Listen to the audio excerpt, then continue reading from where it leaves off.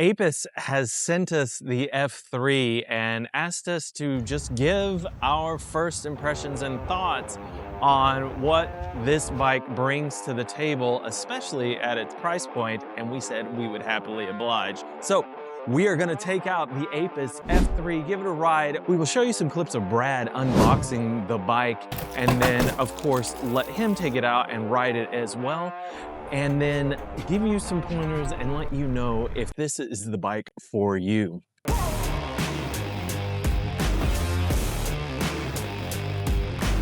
Throttle is pulling out, it's showing 25.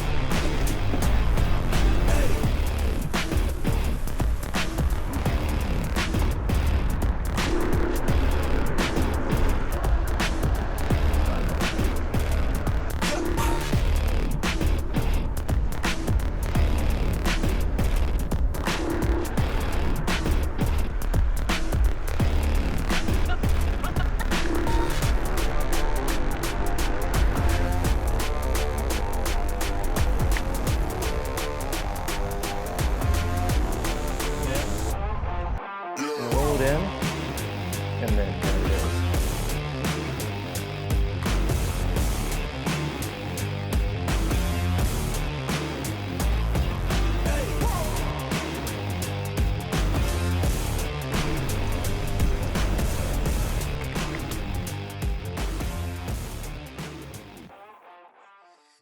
Wish me luck. Tell people what you think, Brad.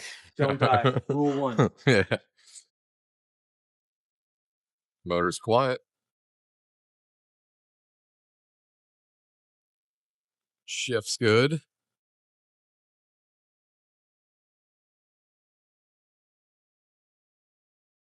The 7th gear right now. We're going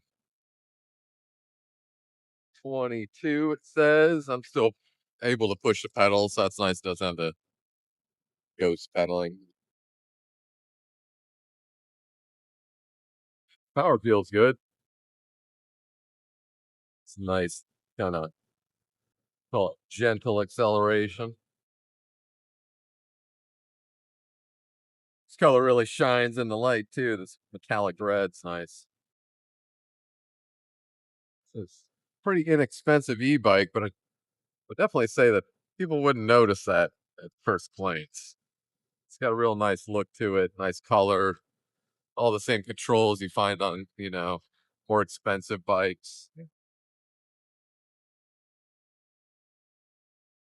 But definitely a nice ride. The rear suspension might need to be softened up a little bit.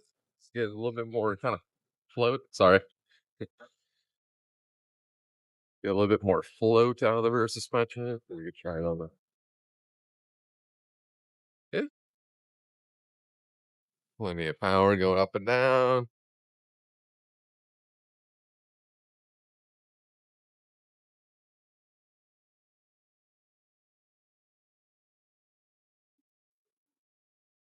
I'm getting worried. I was falling in love, man. I didn't want to come back.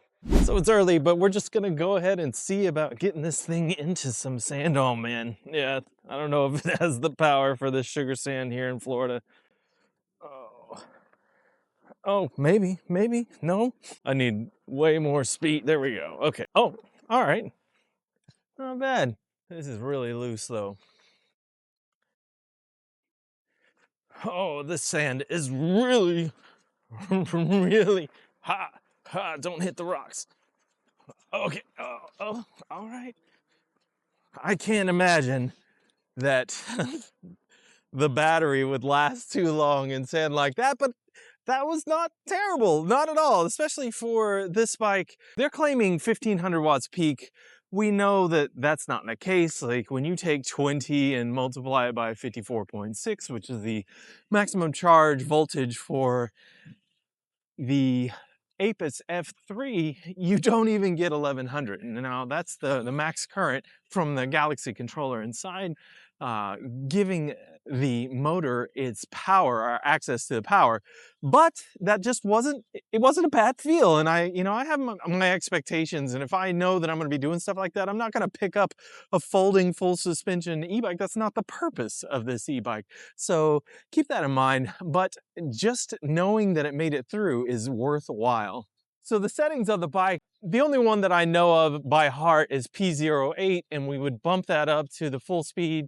And then right now it is in the 20-mile-an-hour max. And I'm seeing that the speedometer on this thing is reading 23. So we'll see what the GPS overlay on the cameras say and then know whether or not that's working. But regardless, I want to see what kind of mileage I can get based on the range calculations from Micah told. We're not looking at anything over 30 miles with this bike with its 12.8 amp hour battery. So I want to know if I can get down to the Clearwater Bridge, get up that bridge so we can see what it feels like going up the hill, and then make it back with just a little bit of juice left. I'm like 225 pounds right now, and I'm 6'2". So another thing to keep in mind with this is that I'm never going to get full extension on my legs. It may be that I can ride the bike, but it is not going to be long-term comfortable, especially for purist riding feel. So just know that. Also, the handlebars are swept right here. So for me and my shoulders, it's like being crunched in, and I wish they were straight. Again, I am not the norm for the sizing of people, especially for the majority of Americans in the United States. So if that's my target, I understand what it is, and I would still go after a bike like this for specific purposes, like tossing it in the back of a car, having it in an RV, utilizing it in a manner that it was really, really meant for.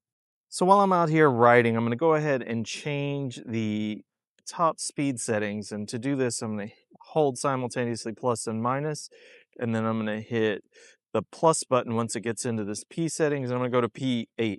Now, this sticker is actually on here from the beginning that tells you need to go to P8 to figure it out. So to get into this menu setting, hold plus and minus for a few seconds, and it'll start blinking. Once I'm here, I think it's I. It is. You press the I button on the side of the keypad, and then you'll see this start blinking. I'm going to press the plus, and I'm going to get it up to 62. Now that gets me into that setting that allows the full speed. Let me see. So I don't know. I don't know the exit sequence for the keypad, so just to turn it off, turn it on again. We'll check that it actually worked. Otherwise, I got to figure that out. Yeah, it did. All right, perfect. Need to like figure out the exit sequence. Anyway, I feel like a doof. So just use the phone to record the ride. It'll give me some information. Cool. That's that. All right, this is first pass ride down the wooded alleyway here, off-road, see what the suspension feels like. That's it. I've unlocked it to class 3, so it's on that 62 miles per hour, which is like the max setting. This bike cannot do that, so don't worry. Or kilometers even. That's a big old helicopter. Here we go. See what it feels like later on.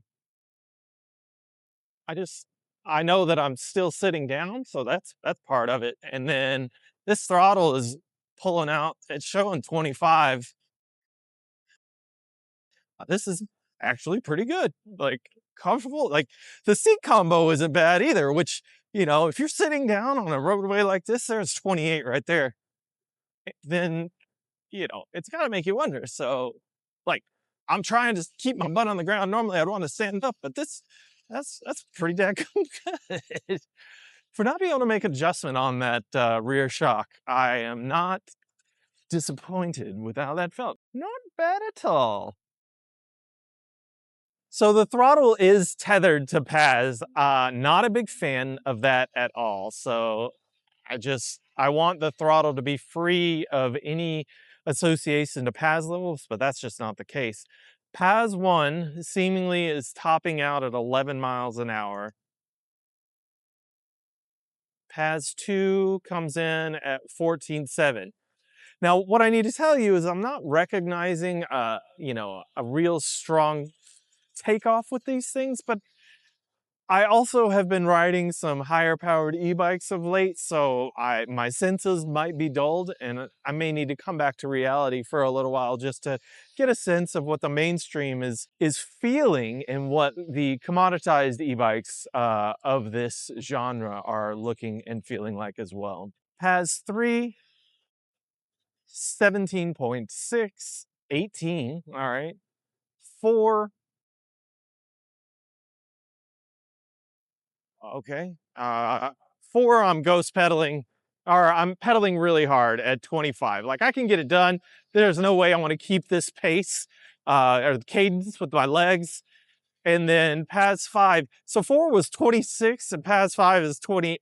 Oh, okay, wait. All right, PAS 5 is showing 32 miles an hour on the screen. I'll just get that right. Wonder what that display, that is nuts. Really? Okay. No way. PAS 5 plus 30 miles an hour? I am anxious to confirm that on the GPS overlay. We will see how that goes. But not bad at all. All right, we saw top speed on the off-road section. I was just using throttle. Now I'm just gonna throttle again and see what happens. We saw with PAS 3 while pedaling, it went up to like 30 plus miles an hour, and it looks like it's gonna, oh man. All right, okay, that's plus 30. We know it's gonna get up there to its full potential. You will, if you experience a scenario or lots of scenarios where you need acceleration, if you've got to pace traffic for a minute while you're moving from one riding position to another or one lane to another, etc. There are many instances where this happens because the United States, on the overall, is not really built for bicycles, but rather cars. And so you're really deprived of the opportunity unless you have the ability to keep pace with motor vehicles. And that's, not something that pleases people, but it's just the way it is, and it's what you need actually to be safe. So it's really quite nice that this bike will lay it down like that. So that's great. However, it will deplete your battery on high current discharge for sure. Within the legal limits of the speed for the trail, you'll see the speed limit sign there. There is this notion that you want to match cadence. Because this bike is a cadence sensor, I think the PAS setting 3 is about where I want to be. It keeps me under 20 miles an hour or right around that range. I can use throttle to get up there if I need to, but it also is not an uncomfortable cadence for my legs. Now, keep in mind, this thing doesn't really extend out for someone as tall as me at 6'2". So this bike isn't really fit for someone like me. I would like further leg extension, but it's gonna be okay, right? I wouldn't normally be expecting to take this bike out for 20 plus miles on it. It would be very specific and oriented. I would take this thing in the car downtown and ride around, or put it myself in a position to use it for a parking, payment for parking replacement, where I don't need to pay for parking. I just park for free and then ride into the event or the place that I want to be and just lock up the bike. It's very convenient that way. Very quiet motor. The worst noise is going to be the tires, and you may be able to reduce that noise with a different tread pattern. So I would definitely think about that if the noise just is a very high concern. Uh, do not be afraid. Do not be afraid at all. So I'm going to use my information button and try and get over and see where we are at. We're now at 5 miles, which I'm going to say is like 25% should be the battery tops, especially because we did the sand. And then the top speed, oh man, it's showing 47.3. Oof. So yeah, the top speed runs will just suck this thing dry for sure. And it goes fast. So coming into Clearwater, I've come to the realization that the voltage meter on this thing does not work. It hasn't changed at all over the past 1.5 to 2 miles. So I'm gonna chance the bridge. I'm gonna go up to the peak of it and then see how the bike performs on that. It's one of the biggest hills, I guess, we have in the area. So it is the only option I've got. But we'll see how it goes, and hopefully I won't run out of battery. I hope that I misspoke earlier about what it is. All right, we are here at the Clearwater Bridge getting ready to take the pedestrian ramp up. It's a big old spiral that takes you to the deck of the bridge. Uh, this is always fun, and it's also a good test for these bikes. And straight away, like I can feel that uh, the bike, it's not necessarily struggling because I know that it is not as powerful as my high-powered 72-volt bikes. And right about now, we're gaining speed. And so this is a decent performance for what this bike is, and I'm pretty happy about that. We're gonna go all the way to the top of the bridge and see if it can maintain that type of performance and then just come back down. We recognize that right about now, uh, we're gonna see the depletion of the battery. So uh, the consequence will be me having to pedal all the way home. And yeah, it's looking, the voltage moved. The voltage on the screen moved right there. Dadgum. I'm in the Florida sun and I can still see the screen. So that is a positive. And there it is. So like I'm in pass 3, it's holding at 14.7. This is the Clearwater Bridge going over the Clearwater Causeway to Clearwater Beach from downtown Clearwater. Actually, it's increasing to 15.4 as we get near the crest. 16, so it's still doing it's doing what it needs to do and applying that power. So good. I'm pleased with the performance of the bridge. And now that we've put that kind of stress onto the battery and range, we're gonna go ahead and turn it around. Let you guys have a look here before we get going.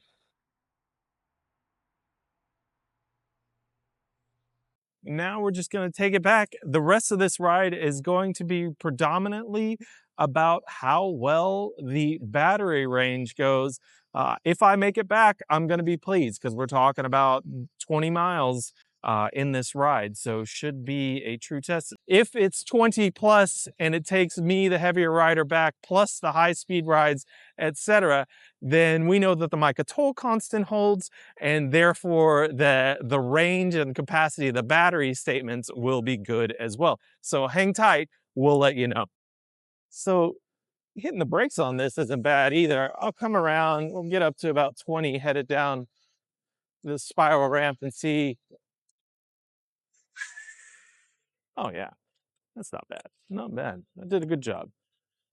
Okay, now it's just holding, right? So they do a pretty good job going down this pedestrian ramp, this spiral case, if you will. And I do get the immediate response I need. So yes, I could make a case for hydraulic brakes, but these are performing, and then they're not doing their job. That's yes. Okay. We do accept. I'm going to power this down. And then for the latch, I just lift this cover plate right here and then undo that. That's the fold part. Also, not that, that's the extension for the handlebars. I need to get this thing and then roll it over. Then for the seat, I would either take it out or I'm gonna put it all the way down. And once that's done, bring my kickstand up, squeeze the pedal and roll it in, and then there it is.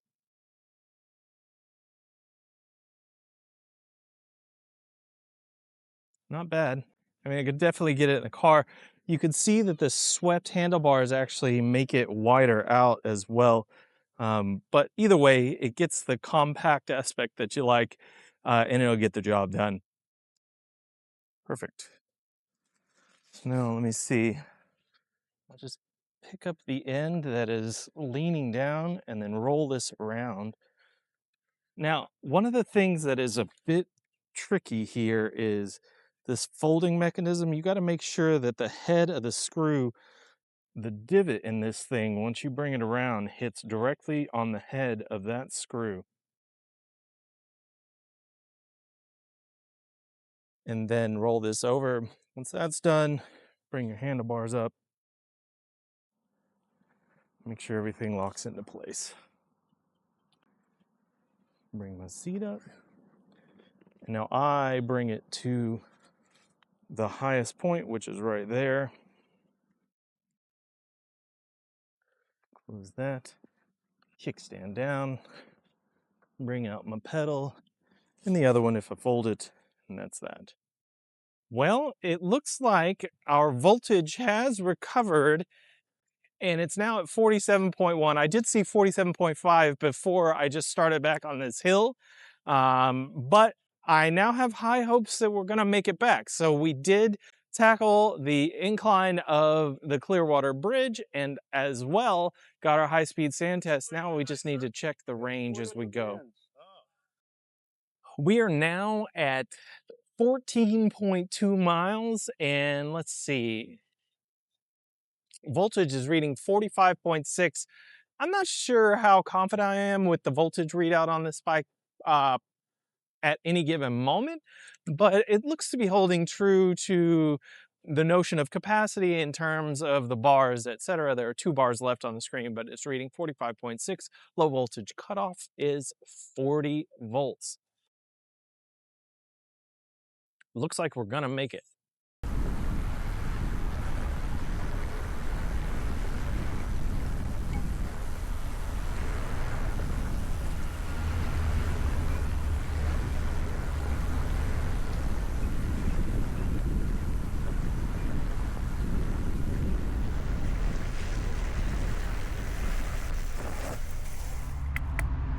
Oh my, okay. I know I did a couple high-speed passes for some B-roll, especially an off-road portion, checking out the shocks, etc. We're now at 43.3 volts and we're coming up on the pedestrian bridge and it's showing 1 bar left. I'm maxing out in pass 3 at 18.4. So I have a feeling that we're gonna make it so long as I don't try and do this high-speed stuff anymore, high current discharge, etc. I am interested to see how it deals with this ramp. I'm going at pass 3, 18.4, and I just want to know, is it going to be able to hold strong even with the decreased voltage in the battery? And it's dying out as we move towards the top, 11 miles an hour, and it's slowing. It did make it.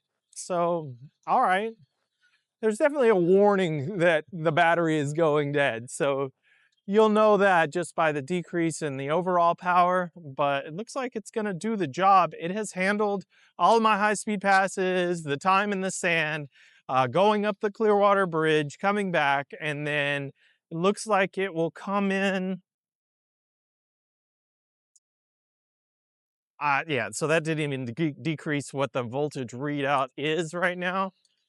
So it may actually increase once I let loose. Look at this. Look how this thing's performing. Oh my goodness. Pedestrian bridge. It's not bad. It's not wobbly. It feels good. I like it. All right, we're full throttle pass 3. We're looking at like 18.4 miles an hour. We're gonna make it back. I think it's gonna be just shy of 20 miles. But with that 20 miles, knowing what I did in terms of the ride, I'm very confident in saying that the capacity is there for the battery for the AIPAS F3. So let's talk about it. Things that I like. I like the style of the handlebars. I don't like the sweep, but that's something that can be remedied. The fact that you've got these BMX styles on here make it look pretty good. And I'd be hard pressed to change them unless I just crucially needed it for the fold. And I found that my continuous riding was going to be there. The ergonomic grips will make it fun. The controls are nice. It's nice to have push button light control and push button horn. So we're all about that. Turn signals are nice too, but I'd want some kind of haptic feedback timeout, or at least a noise that tells me that my turn signal is still on. Not only that, but the turn signals on this light, they aren't that great. They're not great at all. Hard to see, especially in the daylight, so I don't know how effective it is. The control pad for the display is nice. I do like that it says I, and it's just straight information going across. You don't have to remember any of the patterns, especially if you're crossing over e-bikes. The rest of it is pretty standard. P08 is the general setting for a lot of e-bikes to increase the class speed from class 2 to class 3, so keep that in mind. The rear suspension is stiff, and I'm feeling it now. It hurts, but that's also a byproduct of the seat post not being long enough for someone as tall as me. I'm not the norm. I'm 6'2". So keep that in mind. If you're in the taller end of the rider spectrum for this bike, you'll want an extended seat post, especially so you can get full length extension. You might be able to get longer crank arms just a little bit, but you're not going to want to do that too much because it'll get you too close to the roadway surface. So keep that in mind as well. Motor is whisper quiet. I thought I would be disappointed with the brakes. I'm absolutely not. They handled it coming down the bridge very well. I was able to stop at full speed. I just haven't been on mechanical cable pulls in a while. So my intuition, my initial thoughts are always that like, I need better. I want more. So I'm not disappointed with them. They do get the job done, and worthwhile upgrade, sure, if you feel that way, but I don't think so, especially if you're buying this for a very specific reason. Remember I said RVers, commuters, anybody needs to toss in the car.